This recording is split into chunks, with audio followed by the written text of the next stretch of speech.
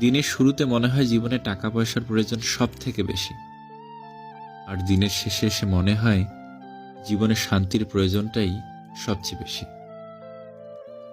সম্পর্ক যদি ভাবনার সাথে মিশে যায় তাহলে তা ভাঙা অসম্ভব, আর যদি স্বার্থের সাথে মিশে যায় তাহলে তা টেকানো অসম্ভব। অপেক্ষা তো করছি, শেষটা সুন্দর হবে বলে। সব রকম অভ্যাস করো, কিন্তু কখনো কারোর সাথে প্রতিনিয়ত কথা বলার অভ্যাস করো না। কিছু কিছু সম্পর্ক হয়তো একটু যত্ন আর একটু ভালোবাসা পেলে টিকে যেত, কিন্তু বুঝতে অনেক দেরি করে ফেলে কিছু মানুষ। হেরে যাওয়ার ভয়টা ভালো থাকতে শেখায়, আর হারিয়ে ফেলার ভয়টা ভালোবাসা শেখায়। যে চায় সে পায় না, আর যে পায় সে তার গুরুত্ব দিতে জানে না।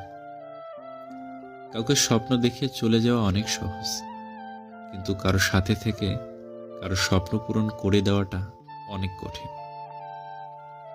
ছেড়ে চলে যাওয়াটা হয়তো খুব সহজ, কিন্তু ভুলে থাকতে পারাটাই খুব কঠিন।